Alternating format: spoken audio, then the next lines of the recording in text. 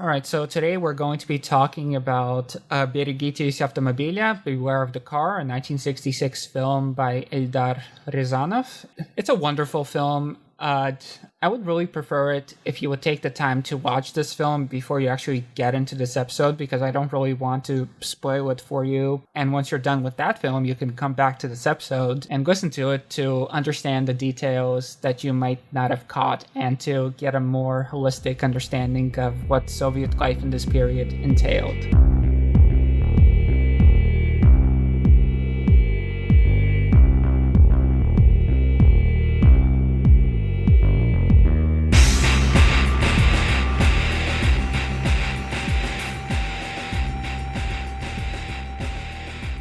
Back with another episode of Gladio for Europe. I'm Russian Sam, and today the gang's all here. We got Liam. Hey. We got Hello Sam. Hello. And we have Abram. What's up? And today we're going to be talking about a 1966 Soviet movie, Beware of the Car. It's been a while since we've done a Soviet episode, but I'm back on my bullshit, and we're going to have fun with it. So, how would you guys describe this movie? Very fun. A fun Soviet Robin Hood. Yeah. It's a very kind of swinging 60s type of romp. Definitely a good antidote to anybody who hasn't seen any Soviet movies and thinks that every Soviet movie is like a dour war epic. No, this is a fun movie, and it defies some stereotypes about the Soviet Union that a lot of Westerners would have. Yeah.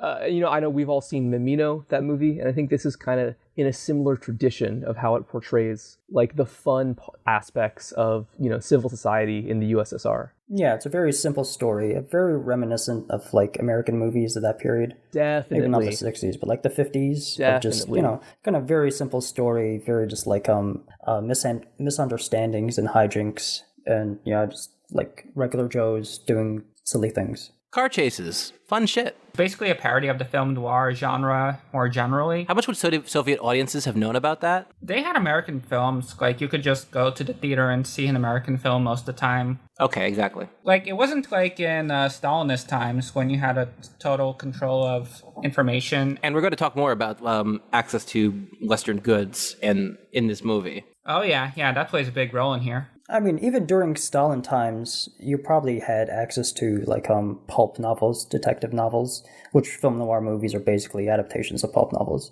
Especially after the war, when you could have things flow through the Eastern Bloc, through, from East Germany and Poland. Yeah. And I believe there was even like a homegrown Russian Soviet pulp industry, which I have to think was a big influence here. All right, so why don't we get into the premise of the movie? Yeah, so this is a really fun movie. It goes by both names, Beware the Car and Watch Out for the Car, depending on the translation. And it's directed by Eldar Riazanov, who I know you were saying, Russian Sam, is one of the most beloved directors in Russia of the 20th century. Eldar Riazanov, he's one of the greatest Soviet directors of all time, in my opinion. He just died a few years ago. Yeah, he lived a very long and fruitful life, and he also dated my mom's aunt for a little while. Fun fact. Oh, all right. Oh, wild. Yeah, but she didn't like him, so that didn't last very long. So let's talk a little bit about this guy and his work, because I feel like he's a very important part of understanding Soviet culture. Yeah, so tell us. So this movie, it's really bouncy. It's really fun. There's a jazz soundtrack, which is not like super cool jazz, but kind of like a playful, fun jazz, which even in American film at this time wasn't super common. So this movie, the themes and how it feels, how do you think it compares to the broader canon of his work? I would say that this movie embodies many of the themes that he would continue to work with from this time all the way until the 90s. Like, for most of his movies, the premise is that you have this sort of curmudgeonly but good-spirited guy who's trying to do the best thing that he could do in any given situation, and he's confronted with the general drudgeries of Soviet life. But yeah, let's get into Riazanov himself. He was born in 1927 in Samara, but he grew up in Moscow. He graduated from the Gerasimov Institute of Cinematography, which, fun fact, was the oldest film school in the world. Oh, that's awesome. Wow. Founded all the way back in 1919. That's great. Oh, yeah, I know that, yeah, like, as soon as, the revolution happened, Lenin was like, oh, yeah, movies, got to get on that. Yeah, we've got to spread the good word of communism. How better to spread the word than 3 movies? Stalin loved movies. Oh yeah, yeah. I'd stay up all night watching American westerns without subtitles. Honestly, just incredibly cool dude. I've heard that like the little English that he did know, he picked up from American Western, so he had sort of like a cowboy accent. That's awesome because Lennon had an Irish accent. And I know that. So when he started his career, Ryazanov started as a documentary filmmaker, right? Yeah, his first couple of movies were just documentaries. And in a way, I would say that there's a documentary streak in all of his movies because you really get a very clear look at the realities of Soviet life throughout his filmography. So his first big hit was in 1956, a movie called Karnavalная ночь, Carnival Night. And like basically this is a musical comedy. You have a work collective, like a bunch of people who are trying to organize this fun New Year's Eve party. And suddenly they're faced with this stodgy old bureaucrat party type who wants to like turn it into a lecture about how much Soviet socialism has accomplished in the last year and blah, blah, blah. And also, New Year's was a huge deal in the Soviet Union, right? It basically replaced Christmas. Like, as part of the anti-religious campaigns, they tried to get rid of religious holidays, but in practice, that meant that New Year's Eve became what Christmas was before that. So, like, you even have New Year's Eve trees. Oh, it's just Festivus. Like this is a universal Soviet thing. Like, everyone would have a New Year's Eve tree in their apartment, and when Soviet Jews started leaving the country in like the 70s and 80s to go to the United States or Israel, the local Jews over there had a big problem with the fact that Soviet Jews have these Christmas trees, quote unquote, and it just created a lot of tension because it was seen as sort of the prime example of the ways that Soviet Jews have been like demeaned by the system and ground down. So like now they're basically goyim. Now they have these Christmas trees. How horrible, a Christmas tree. That's just truly the worst thing that could possibly happen to a Jew. In Russia, or I guess, people who did celebrate Christmas, were they celebrating it on the 25th of December or in January? In January. Basically, like right now, they celebrate it on the 25th, but that's American influence. The Orthodox have their own dates for things. I think it's January 6th for Eastern Orthodox. But yeah, I mean, that's why I ask. Yeah, like no one really celebrated Christmas on the 25th. Yeah. We're getting a little off topic here, but I feel like what this reminds me a lot of is that movie that you might have heard of from '67, which is the Czech movie Fireman's Ball, which, film historians make a huge deal about, like, oh, it was the great Czechoslovak satire of communism that got him exiled. So it's really funny to see this movie 11 years before seems to have been basically doing the same thing. Yeah, so going back to Carnival Night, in the end, the work collective is victorious, and they have their fun party, and the stodgy old director is just like waving his fist and going, "Urgh." But basically, like, this movie really put Ryazanov on the map. This movie became emblematic of the thaw under Khrushchev more generally, like from 1956 when you had the quote-unquote reopening of society after the Stalinist repressions. And at this point, you can really see Ryazanov as sort of a bellwether of Soviet society and culture because he always created very realistic depictions of what life was like in any given era. And you can really tell where his mind was at any given time. Another example would be the 1968 film Zigzag Udachi, a Zigzag of Success. The premise is that the worker in this photography studio takes 20 rubles out of the cash register at the end of the workday to buy a lottery ticket, and suddenly it turns out that he had won 10,000 rubles, which was a huge amount of money. Just to make clear, like the average Soviet monthly salary would have been like 120, 150 rubles per month. So 10,000 is genuinely a huge amount. And in this movie, you see the workers in this collective basically fighting about how these funds are supposed to be allocated. And you see a lot of drama. And again, you see a lot of the realities of Soviet society. Right, which is cool. And again, that's not what you expect about Soviet film. And I know that when we were planning this episode, we were talking about how a lot of Americans have this idea that in the Soviet Union, you couldn't criticize the government. And at least by the Khrushchev era, that was not remotely true. It's just not true. I mean, the idea that you can get Russians to not yell about politics, come on. Well, I mean, it was sort of tricky because here's the thing. Like, you sort of had red lines about what exactly could be talked about, but they weren't always very well demarcated. That's the same in our society, though, today. Like, basically, the newspapers would be full of stories about people being incompetent or someone screwing something up, but The difference was that you couldn't criticize the big guys. Like, no one cares if you call out somebody in your Guarquum for screwing something up, like the city committee or whatever. But when you get to, like, the general secretary or whatever, that's when things get kind of iffy.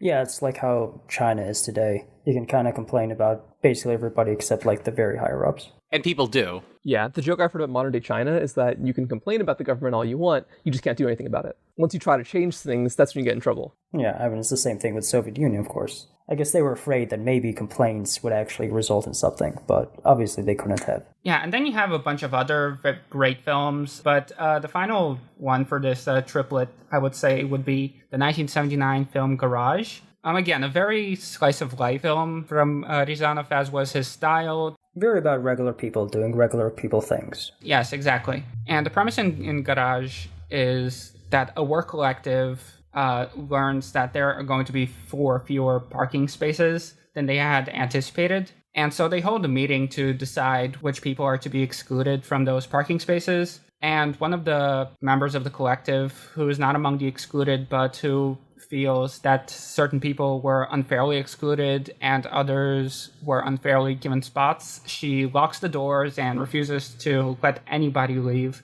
until a just resolution is found.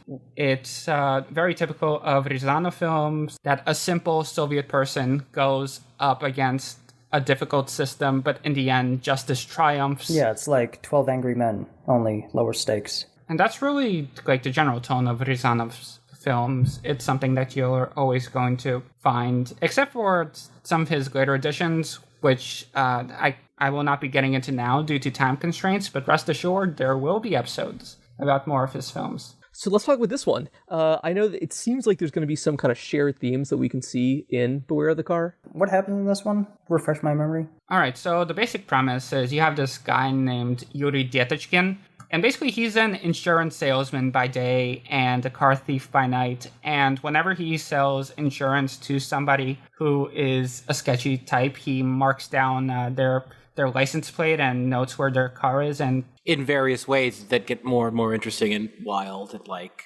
theatrical. What was his goal in stealing these cars? He wants to punish the corrupt officials.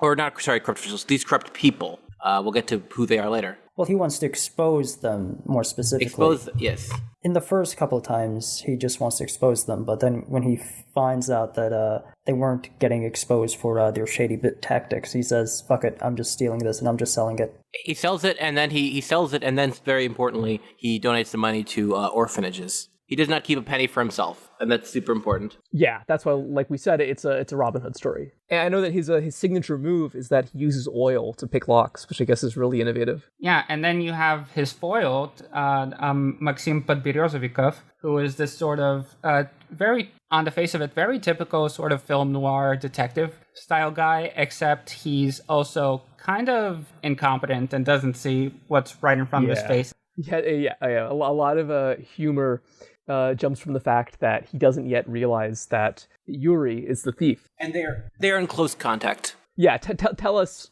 Halal Sam, why are they in such close contact? They're both theater guys, and they're both in a play of Hamlet together. Yeah. No, the only thing I don't like about this movie is that it's about 2 theater kids. It is indeed about 2 theater kids, 2 amateur theater kids who are doing this for fun. Yeah, it kind of reminds me of, have you ever seen the Rex Banner episode of The Simpsons? Oh, fuck yeah. Yeah, the protagonist is the guy who's doing the illegal activities, and then you have these, like, a secondary character who is the hard-boiled detective, the film noir detective, who's just, like, a clueless idiot who doesn't figure out what's happening. Obviously, in film noir genres, there are detective stories, and they follow the detective, but this is an inverse where it follows the criminal, and the detective is the secondary character. And yeah, one thing that we're saying is that this movie definitely has very strong film noir vibes. And what's kind of funny is that the scenes that follow the detective, Maxim, they seem like they're out of like a 1950s film noir. And I think that the actor for Maxim even kind of looks like Humphrey Bogart. But then the scenes following Yuri the thief are a lot more goofy and bouncy, which I think is a kind of a fun contrast. They still sound like film noir scenes because they have that soundtrack.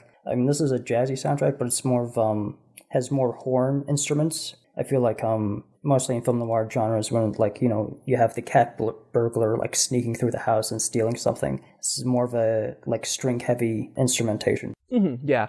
And that's like I was saying, to expand a little bit right now, this is kind of hard to believe because jazz was so old by this point. But until like around this time, the mid-late 60s, it was actually pretty uncommon for movies, even very edgy movies, to have anything but the typical Bernard Herrmann, Hollywood score. So the fact that this was so jazz inflected would, even for an American film, be kind of unusual. Because I know that the very first American movie to have a jazz soundtrack was Anatomy of a Murder, which I think was 1959. So not too long before this. Yeah, most movies before then had like orchestral scores, those. Yeah.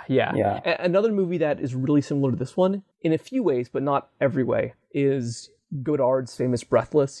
This is definitely not the same kind of like groundbreaking motion picture that was, but they have a lot of similarities, and that also had this kind of very playful jazz soundtrack. As Sam recounted, we are following Yuri as he tries to steal the car of this one particular guy named Dima, and he is the owner of, well, he's not the owner, he's the manager of an electronics shop. Basically, Dietachkin came across him because he was selling insurance to him, and he had noted that this guy had a fancy new car, and he just doesn't seem like a guy who would have a lot of money on hand. So the fact that he has this car is very suspicious, and is what drives Dietachkin to decide that this guy's car should be requisitioned. And it's a nice car. It's a Volga, which is very important in this movie. Sam, can you explain what the Volga is and who drove them? Well, the Volga weren't really the top-of-the-line cars, but they were very nice. I feel like something that might be lost to an American audience is just how rare cars were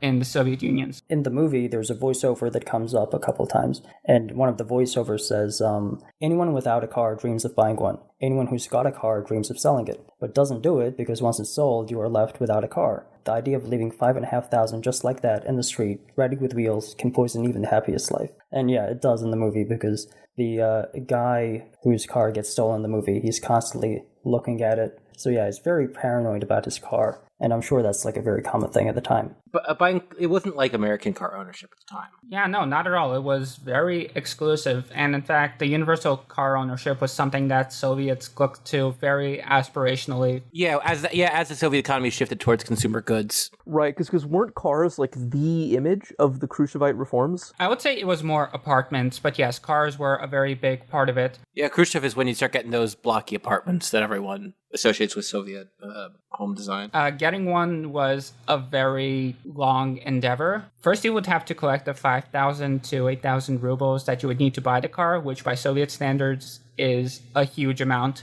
Like, again, average salary would have been from around 120 rubles to 150 rubles per month. And of course, we should say that one of the reasons why Yuri suspects this guy's crooked is because even a shop manager shouldn't be able to get that kind of money to buy a car that easily. It's clearly a sign that something skeevy is going on financially. And then when you finally get the order in, you're not going to see that car for another 5 to 10 years. You're just going to be waiting around until one day you get a letter in the mail saying, oh, by the way, we have the car ready. Yeah, it's like ordering a Tesla. When my parents first got here, the thing that really threw them off was the number of cars just parked out in the street in the open, that the roads were just so congested, because this was unusual. This also is something you see in the movie with the chase scenes and the driving scenes. There's not many cars on the road. One last thing about cars from that era, there wasn't a lot of locking mechanisms in cars, so you could very easily just open the door and drive away. That stuff that we associate with anti-theft devices mostly came out in the 80s, 90s. Yeah, and Yuri doesn't have any problem with picking locks, as we see repeatedly in the movie. He's very good at it. Yeah, because he's the cat burglar character from all these detective movies. He's a cool guy doing cool guy thing. And while he's doing his day job of being an insurance salesman and going around the houses of these various folks to sell them life insurance or insurance for their goods, by night he's sometimes stealing cars, and other times he's going to an amateur theater troupe to put on a production of Hamlet. Which, fun fact, the actor who plays Yuri in this film, his name was Innocenty Smoktunovsky. Probably his most famous role in any Soviet movie was the 1960s film adaptation of Hamlet, where he plays Hamlet. And in this amateur production, he's also playing Hamlet. Liam, how would you compare the... Well, I think it's funny because, he's the actor who's well known for playing Hamlet, and here he is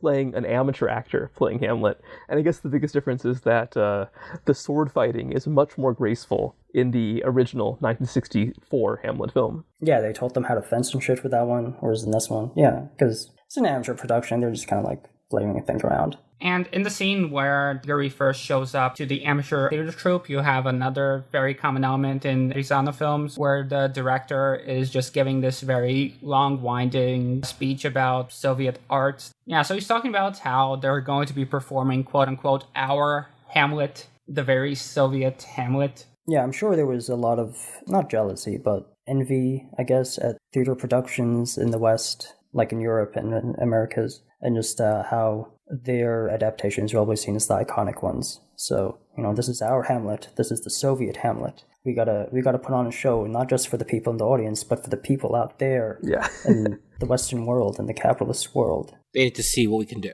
It's an amateur theater troupe, so... Although the director does say that one day amateur theater is going to replace professional theater because, passion is always going to be more of a draw than working for a paycheck. Yeah, exactly. The director definitely has those ambitions, even if the actors absolutely do not. Yeah. So the director says, an actor who doesn't get paid for performances performs with a greater enthusiasm because besides the theater, the actor has to work somewhere. It's not good for somebody to hang around the theater all day. Just imagine how much better Yermolova, who was a very famous actress at the turn of the century, just imagine how much better Yermolova could play in the evening if in the morning she had worked on the grinding machine. And it's just basically like this depiction of these very out-of-touch bureaucratic guys who don't really have a firm understanding of Soviet lived experience, trying to translate these sometimes fantastical ideas into the real life. I think he's just talking about why he doesn't like theater kids. Okay, so let's talk about the characters in this movie. Yeah, so another side character who doesn't show up very much, but who is an important character is Yuba, who is sort of the long-term girlfriend of our boy Yuri. Yeah, or wife, right? No, girlfriend. They're not married yet. There's a scene where his mother is chastising him, like, when are you going to marry Yuba already? Yeah, and she drives the bus. It's the cable car. Yeah. But yeah, I mean, those cable cars are still around in Moscow to this day, right? Well, now there are rails more. But yeah, so they upgraded the infrastructure. No more cable cars. Now they have actual rail cars. Every city needs a light rail. With our question, this is why we're a pro-China podcast. They have good trains. That's true. Anybody on the fence about the U.S. versus China just needs to consider that one little part of their culture. They have better trains. Gotta respect it. But of course, I guess modern-day Russia has much better trains than the United States as well. Certainly better train stations. Oh, yeah, they're stunning. They're palaces of the people. Plus, they are very timely. They always come on time. There's one every, 3-4 minutes. Oh, that's so good. I cannot imagine that, the MTA being that good. Of course, we should note that not all was peachy and keen in the Soviet Union, because one recurring problem, especially at this time, were bureaucrats and shopkeepers who were involved in some shady business on the side. We first get to see exactly how this guy's corrupt, because we go to his store, and he's trying to sell this woman a Soviet tape recorder, but she insists, no. I don't want a Soviet tape recorder. I want a Western tape recorder. Specifically German or American. Yeah, German or American. And he looks over his shoulder and he says, okay, I can get you an American or German tape recorder, but just keep it quiet. So we see that in addition to being a shopkeeper, he's also secretly this black market merchant, which is how he's making extra money. Which was a very big part of Soviet life. Yeah, it's interesting just how matter-of-fact it's told, like Liam says, is just this woman comes in and just says, no. I want the good shit. I want the German stuff. And yeah, very normalized, I guess. Like he wasn't afraid of, is this a cop? Is this, am I getting trapped here? It just, no, people do this all the time. I do this all the time. This is just how it goes. And I think that considering how much Ryazanov draws from that whole well of social realism, I think that probably this was the kind of thing that would happen quite often. Yeah, you just make sure no one's overhearing you and ask for your smuggled good. Just make sure the tape recorder is off. Yeah, so consumer goods were always a bit of a problem. It was something that the government from Khrushchev onwards continuously tried to improve. You had the very famous exchange at the so-called kitchen debate between Khrushchev and Nixon, who was then the vice president. And it was in the context of this American exhibition in Moscow, which was showing off American appliances, where he's basically talking about how, okay, so for now, maybe you guys are ahead of us, but in 10, 15 years, we're going to surpass you, and we're going to have higher quality consumer goods. And when we finally surpass you, we'll be waving at you from the train. And of course, that doesn't happen. It happens for Japan in like a couple of decades, but never happens for the Soviet Union. And the focus on consumer goods would ultimately be not good for the Soviet Union. Not good for Americans either. True. Once you decide that consumer goods are the metric of your success as a society, it underpins the whole foundation of the socialist project. If the idea is to be able to have as many consumer goods as you want, why not just go with the system that can guarantee you as many bananas and jeans as your heart desires, rather than aspiring for the higher goal of socialism? At that point, you're just trying to create a bootleg version of American capitalism, really. Yeah, you're going from the vision of a society of workers to a society of consumers, which is tragic. Say what you will about Stalin, but he didn't do that. Yeah, it's interesting they had car alarms back then, because yeah, that wasn't a very common thing. One thing I gotta say about Soviet Union cars in general is that they were ahead of the Japanese at this point, and they're probably stay ahead of the Japanese until the 70s. So in the following scene, we're in the theater, they're practicing for their Hamlet performance, and there's an intermission, and you have this very funny sequence which shows that Podberezovikov, that he has no idea what's going on. You know, a detective is telling him about what's going on in his investigation, and of course Yuri is just kind of nodding along and just smiling, and Yeah, he describes his actions, his face, his mannerisms, all while looking at him, and Yuri's just like, It's very playful.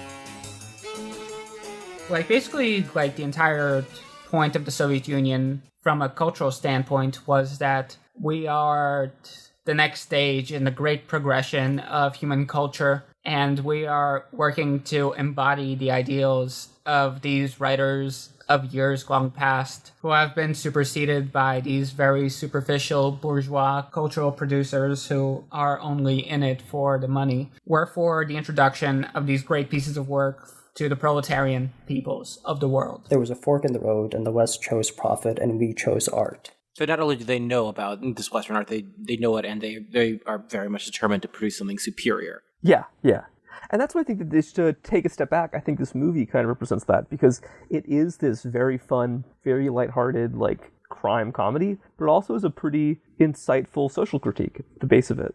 And also a very interesting look at Soviet society. Oh, definitely, yeah. It's also a good-looking movie. I mean, there's a lot of long shots. Oh, yeah.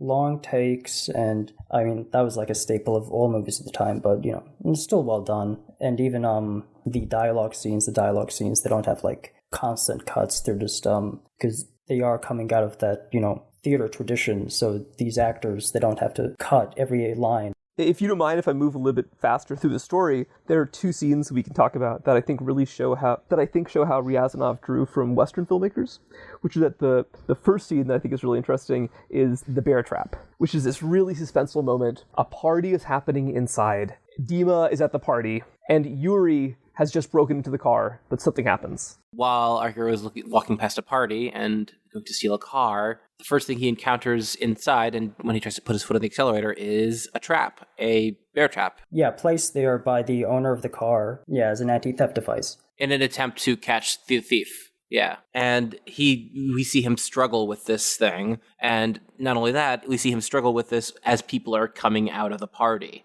And so he has to hide himself. Yeah, he has to hide himself. He's still struggling with a spear trap on his foot that's killing him. He also has to be quiet, even though he's in a lot of pain. While all these people are gathered around, hey, let's check out the car. You bought a new car? Let's check out the car. Take us for a drive. Drive me home. No, I'm too drunk to do this. I can't do this. Come on. And, all this shit's happening. He's just, hunched over, just, if somebody just, looks in the window or just opens the door. And this scene I think is really fun because it's just kind of like the Hitchcock type of suspense because he's got his foot stuck in the bear trap, but he can't get out of the car. A character trying to hide, somebody's coming up the stairs and they have to hide so they don't get caught. That's a staple of like Hitchcock movies, that kind of suspense. Yeah, no, absolutely.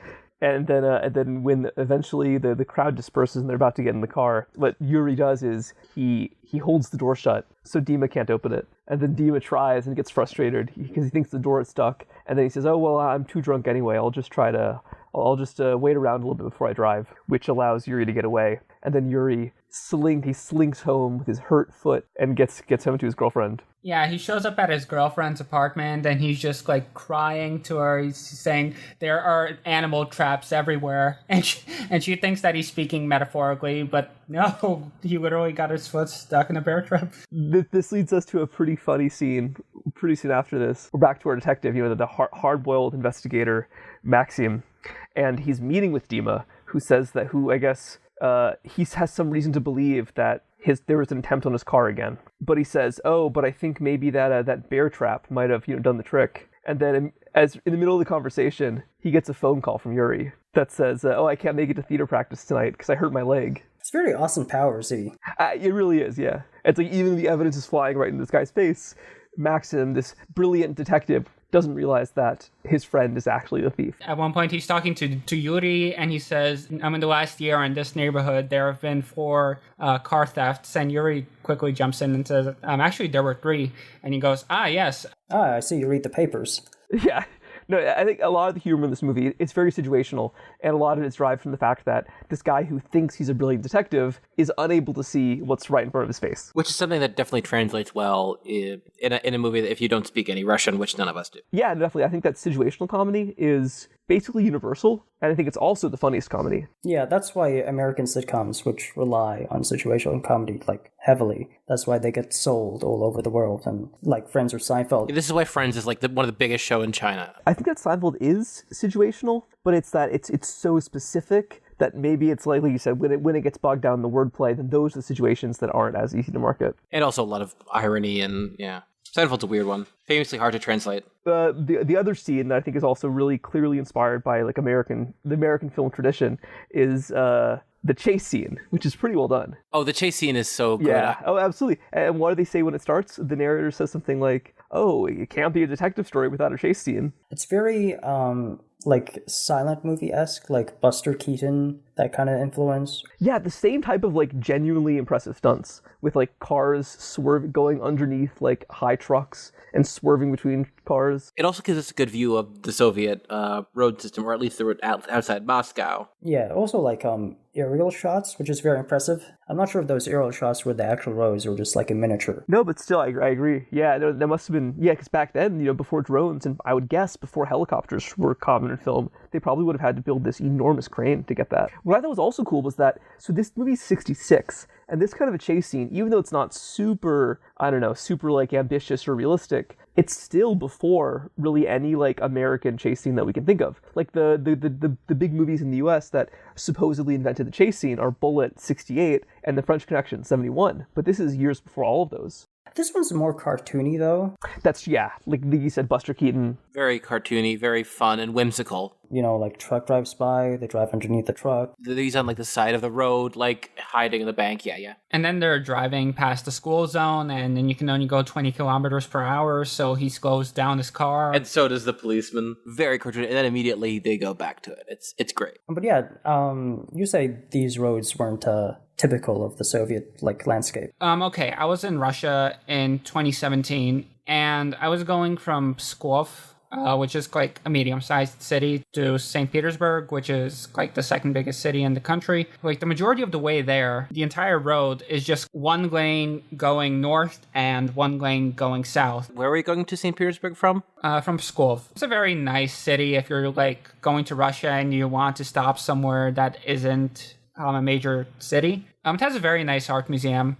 I mean, I think you're just bringing your American perspective to this, because most countries don't have the extensive highway network that the United States does. They don't need it, also. That was the only thing we did right, and we still managed to screw it up with the way that like so many neighborhoods were destroyed. I'm not sure about that, because the reason most countries don't have those is because they rely on trains to like freight goods so much more. Because like in the United States, there's like trains are basically one lane for the most entire way. So you're constantly getting like traffic jams with trains. So that's why in the United States we do everything with trucks on the highways. Yeah, no, highways, cars are bad. This epic chase scene is eventually concluded because we see our anti-hero Yuri is driving away from this cop, and he's going really fast, but then he realizes he's in a school zone. And even though he's about to evade the cop, he deliberately slows down so he doesn't put the kids in danger and allows the cop to catch up with him. Which really speaks to the kind of guy that Yuri is. I don't think I mentioned this before, but his last name is interesting because this is sort of a Dickensian thing. So his last name is Dietichkin, which is derived from the word for children. So clearly, like, this is someone who really cares for children.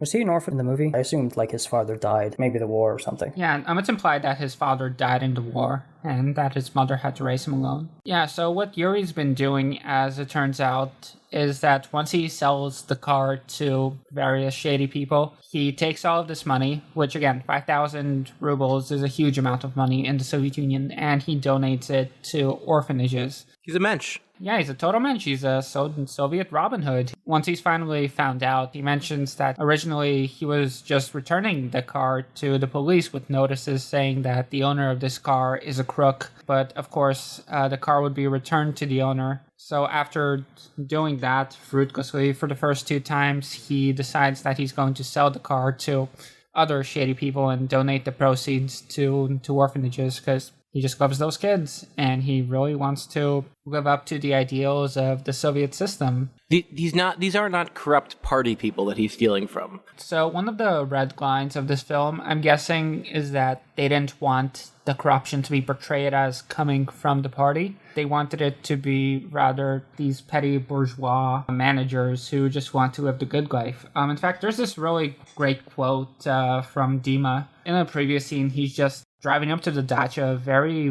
worried, and talking about how the dacha of someone that he knows is being confiscated, while the father-in-law is just happy and gloating about it. Fuck these people, they deserve to have that taken. They're crooked. And the father-in-law just asks him, so explain to me how the deputy director of a knitting factory has the money to build a 2-story villa. And Demon just responds, that's his business. No, it's ours. We will fight without mercy against the people living on money that they haven't earned. Yeah, the attitude's a generational thing, because the fathers-in-law generation would have been born like in the 20s and 30s, right? Like, and lived through World War II and lived through all the, terrible things and all the good things that happened in that period to the Soviet system. And obviously, this guy, he's living in the Khrushchev era and the consumerist era.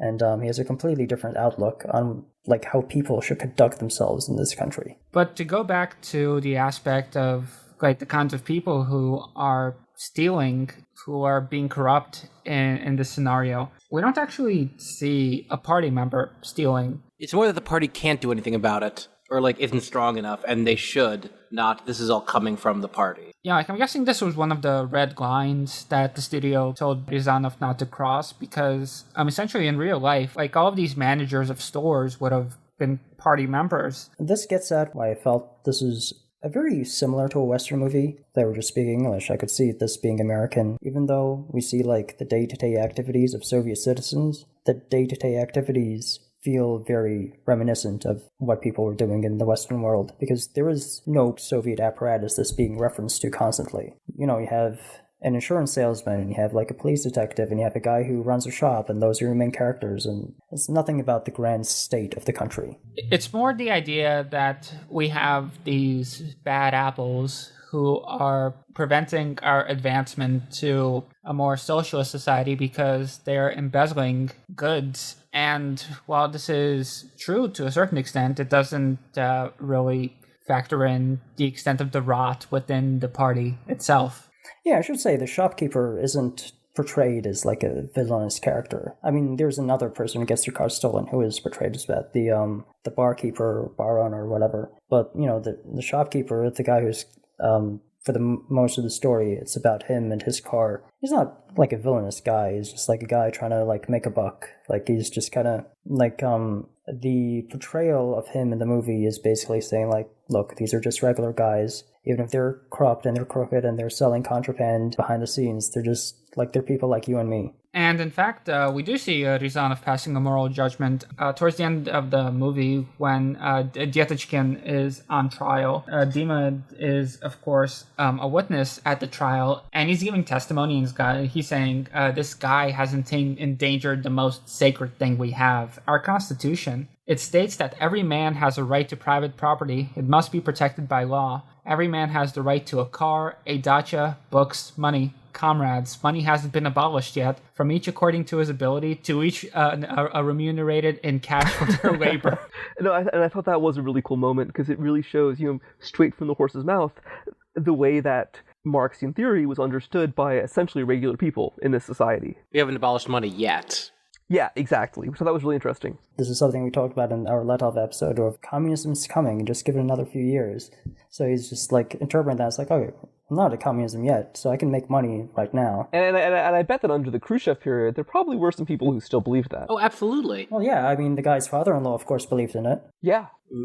Most people weren't completely cynical about this stuff, even if they thought that the government, the people in charge of this system were bad. The roots of it, they still probably approved of. Yeah, well, it's really difficult to not approve of the goals unless you're kind of crooked, if we're being honest. Yeah, exactly. So going back to the car itself, he sells it to some kind of priest. I'm not sure how to describe it, but it was a Baltic accent for sure. Yeah, and he's paying for the car in money he stole from the collection plates. That's why he sold in singular ruble notes. I actually found this juxtaposition kind of interesting. I don't know if it's intentional per se, but on the one hand, you have this guy who's ostensibly a man of God, which in the Soviet Union was not a positive thing to be. There was still very much an anti-religious mindset, but just this juxtaposition of a man of God who is stealing from his parishioners so he can have access to worldly goods versus this ordinary Soviet man who is, sure, he's committing a crime, but he's doing it for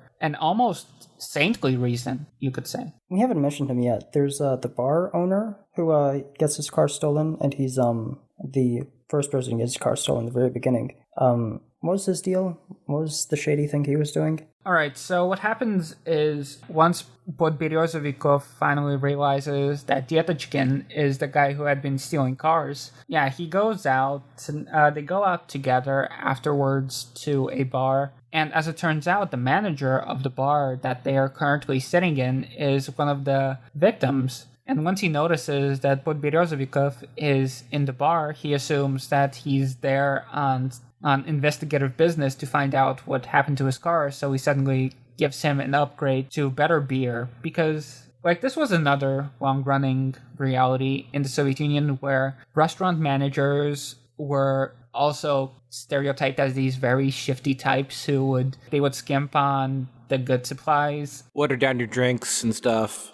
Just not serving the best quality food and drinks so that they can sell the rest on the black market and pocket the change. Yeah, it's just, it's definitely a fun movie. I'm really glad I saw this one because it's not something I'd heard of. And even though you mentioned that Ryazanov is quite beloved within the former Soviet Union, he really has no strong reputation in the West at all compared to other Soviet directors. Yeah, I had never heard of him before this. Yeah, he's not a Tarkovsky type. He's just a good old-fashioned Soviet guy who loved his country and just wanted to see it do well. Yeah, I mean, Tarkovsky, the reason he's so big is because his movies are very big on the visuals and, very cutting edge in that regard. Arguably, Tarkovsky is easier to translate. And because American filmmakers and American film enthusiasts, love seeing something, visually breathtaking like that. Yeah, it's funny. When I was telling my parents that I was going to be doing an episode about this movie, they were just saying, Americans aren't going to understand this. They won't find it interesting. Why are you talking about this? And I guess I just wanted to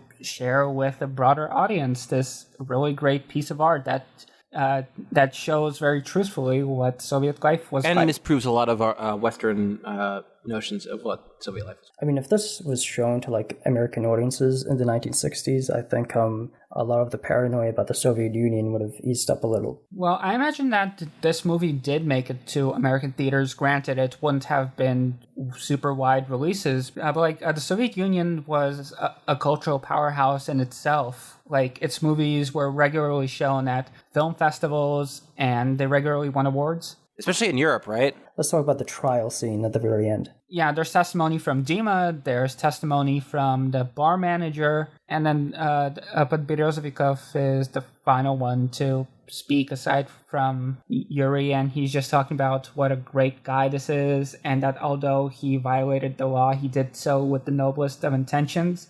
As he says, he is guilty, but he is not guilty. I just remember noting that the judge seems like, like a 40-year-old woman, kind of dressed in like casual clothing and not like any robe or anything. It was formal by Soviet standards. Also, the judge is a woman in 1966, which is notable. That's true, yeah. Like, how many women judges were there in America in 1966? Yeah, so finally, it's Yuri's turn to give his final statement, and he just says, I may not have acted correctly, but I did so with a pure heart. I just couldn't stand it anymore. They're stealing a lot. I only wanted to help you, as in the Soviet government. That's why this all happened. Please let me go. I won't do it anymore. I give you my word. I really liked how in the trial we see that one of the people there is Yuri's boss from the insurance company, who usually hates him for taking off work so often. Come on, you have 5 grandmas in different republics. Yeah, it's the joke earlier. But then when he sees that actually he's this Robin Hood figure, he shouts out like, "Oh, and he's the best employee ever." What I found amusing was the store clerk's father-in-law, who we said earlier was a guy from the old generation, the guy who believed in the Soviet system. He said, "Lock my son-in-law up for the bullshit that he's been doing." Even the victim's family is on Yuri's side. Well, yeah, because he is embodying Soviet ideals. He is a good Soviet man. He's just pure of heart, and although he's not acting legally in the strictest sense of the word, he is doing what's right, and that's the important part. But ultimately, he does get a jail sentence. Although it's implied that his sentence wasn't that long, you keep hearing 5 years in jail thrown around in this movie, but that was the maximum sentence. In actuality, the sentence could have been anywhere from 3 months to 5 years. And it's kind of implied that Yuri just got a slap on the wrist. Yeah, because when he comes back, it's clear, like, yeah, he has a shaved head and all that, but it looks like only a few months have passed because it's turned from fall to winter. Yeah, I'll have to say, and I'm sure that all of you will agree, that Dietishkin did nothing wrong. Oh, of course not. Like, what he did was objectively good. Yeah, and I think that's kind of the message of the movie, is that although he's a criminal, he's doing so in a way that is both socially good and ultimately supportive of the whole Soviet project. Because even though he's not going after the corrupt party bosses, who would have been the real, basically, the bad guys in this environment, he is essentially fighting for a more egalitarian Soviet society, which I assume is what a lot of people would have wanted. So originally, the idea was to sort of make it a choose-your-own-adventure ending where the audience would get to vote on what happens to Yuri, and with that, they would be shown one or the other ending. So during the trial sequence, you were supposed to hear the narrator say, "Dear listener, please deliver Dietishkin's verdict. The court has taken a hands-off approach to Dietishkin's destiny and has put this responsibility on your shoulders.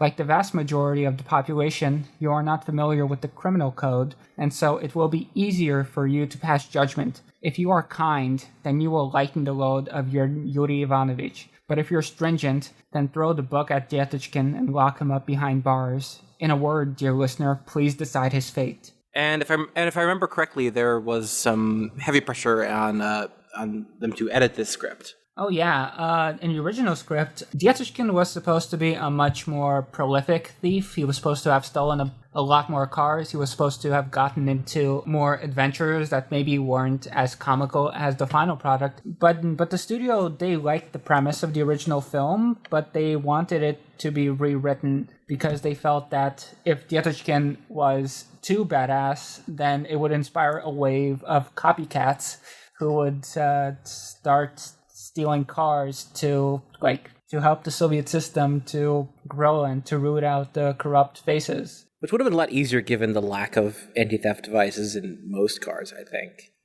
what kind of movie had it. But even with this more toned down version that we actually got, it did inspire a wave of similar crimes. That's so cool. Yeah, so much so that police departments started referring to these kinds of cases as Dietitschkin's children, because the people who were doing this were generally like teenagers. Yeah, so they're stupid enough to think that the way the detectives are portrayed in the movie is like how actual like police detectives are. It's an expensive item. There are people going to put resources into recovery. Especially because the people whose property is being stolen are the ones who have connections in the first place. All right, so do we have any final thoughts on the movie? I think it's what he did is good, and that more people should do it. I think Soviet roads look very fun to drive down. Yeah, I didn't realize they had the clover leaf thing in the Soviet Union, even at this time. Yeah, definitely some True Detective Season 2 vibes in the highway shots. All right, well, thanks for a great show tonight, guys, and thank you for listening. And thank you guys for listening to this. Hopefully you learned a little bit about Soviet life in the 60s.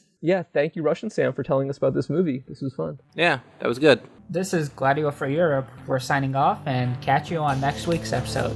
Later.